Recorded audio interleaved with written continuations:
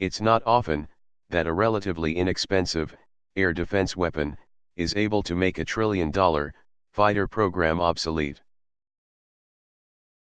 But the $500 million S-400 missile system has done precisely that, to America's brand new F-35 stealth fighter. With a tracking range of 600 kilometers and the ability to hit targets 400 kilometers away at a blistering speed of 17,000 kilometers an hour, faster than any existing aircraft. The S-400 is a truly scary weapon, if you are facing its business end. First deployed by Russia, in 2010, each S-400 battalion has 8 launchers, a control center, radar, and 16 missiles available as reloads. Unlike the overhyped U.S. Patriot missile that turned out to be a dud in battle, the S-400 was designed to create the daddy of Iron Domes. The S-400 will have the effect of turning a defensive system into an offensive system, and extend China's anti-access, area denial, umbrella over the territory of American allies and the high seas. But first, a bit of background. The S-400 was developed to defend Russian airspace, and a few hundred kilometers further, against missiles and aircraft of all types, including stealth. Because it is a highly potent and accurate weapon that can tip the balance of power in any war theater, Moscow has long resisted the temptation of exporting even its older iteration, the S-300, to troubled allies Syria and Iran.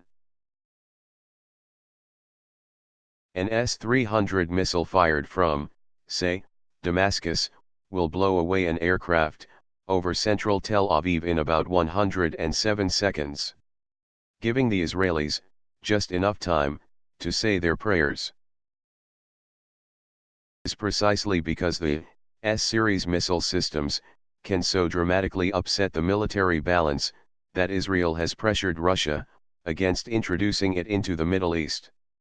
Israel has also warned it would go after Syrian S-300 batteries with everything it's got. Russia and the US have traditionally adopted different military strategies. During the Cold War, the US relied upon carrier-based aircraft to project power in the Western Pacific. And the strategy continues today.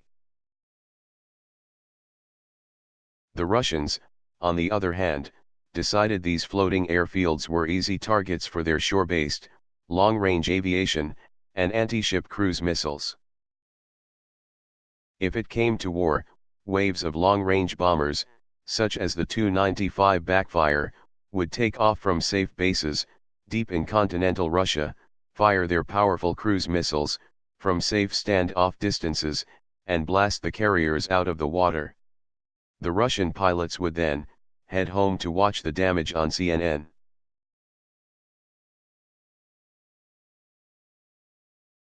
The Russian logic was elegantly simple. Back then the average nuclear-powered aircraft carrier costs $1 billion, whereas the average anti-ship cruise missile costs $1 million or less. For the money they'd have spent on a single carrier, the Russians figured they could build 1,000 cruise missiles. Even if just a fraction of these missiles got through, all American carriers were dead in the water. China, too, is following the same trajectory.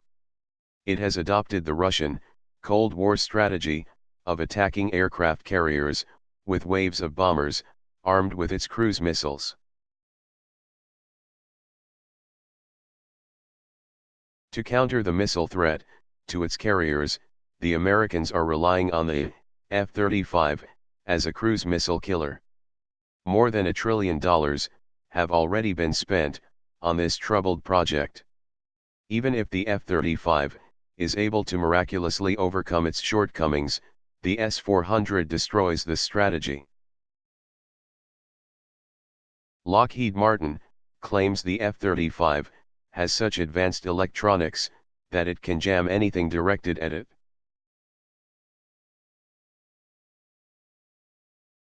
But the S-400 won't be easy to shake off. It has many features, specifically designed to overcome countermeasures and stealth, such as a larger, more powerful radar that is more resistant to jamming.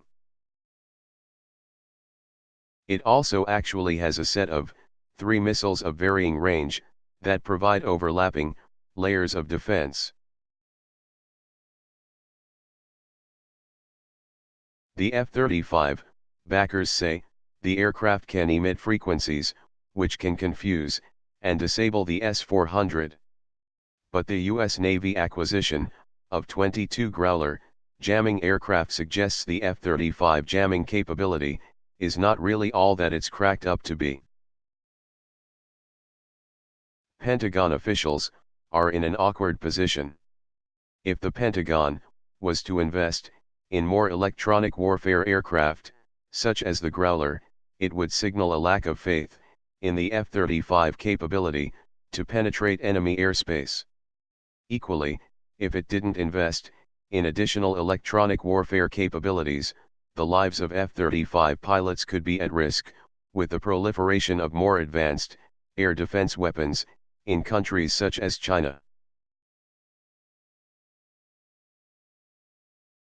As of now, Beijing will only receive 4 of these systems, but even this small number will be enough to create the daddy of Iron Domes over future battlefield theaters.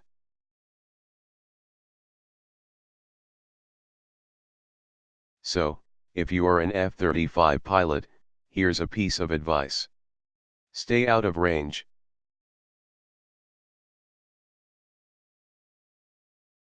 Please, let me know your thoughts on this topic. And also, don't forget to subscribe.